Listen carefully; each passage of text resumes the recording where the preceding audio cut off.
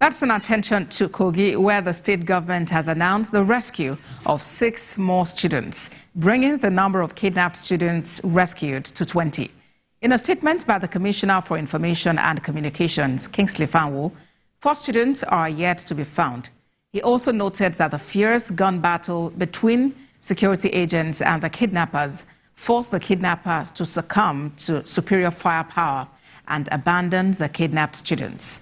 The statement explained further that 9 students were earlier rescued, while 5 others were found the following morning. Governor of Kogi State, Usman Ododo, expressed deep appreciation to the joint forces that carried out the operations, encouraging them to continue the search until the last student is found.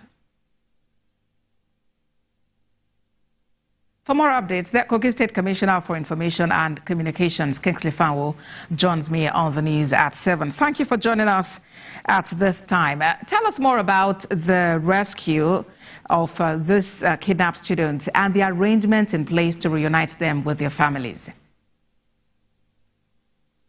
Thank you very much for having me, and thank you for giving the update concerning this very unfortunate incident that happened last week, Thursday.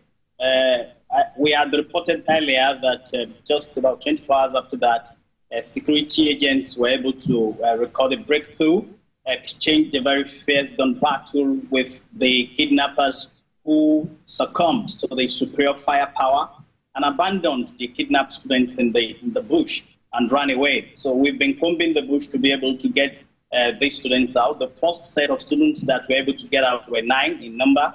Later, the following morning, we were able to get an additional 5, bringing the number to 14. And this morning came with the cheering news of the fact that we have been able to secure the release of about 6 others, making it 20. And just after that, in the afternoon, we were able to secure another one that has brought the number to 21 now. So we have 3 in the forest that we are still working very hard to ensure that we get all of them out.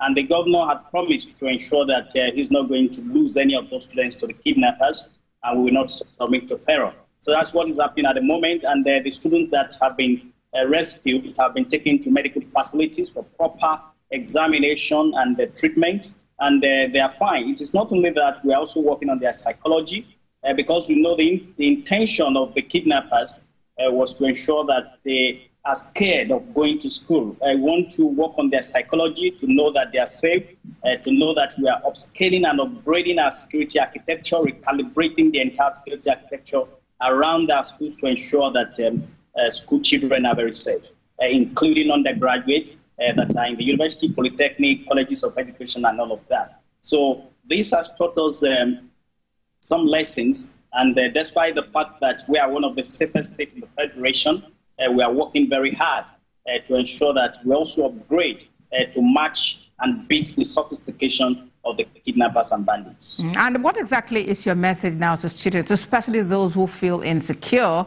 and, they are just really scared of, going to any institution of learning as a result of, their fear? They have every cause to believe in the governor of the state. He went to the school and assured them that he will get the students released. And less than 12 hours after the visit, we started recording a series of successes in terms of getting the students out of the captivity. So I think they should have a lot of confidence. We are equipping schools with a lot of technological gadgets at the moment. We know that there was an internal sabotage because the CCTV in that school was switched off. We're investigating that also, and then there might be scapegoats at the end of the day.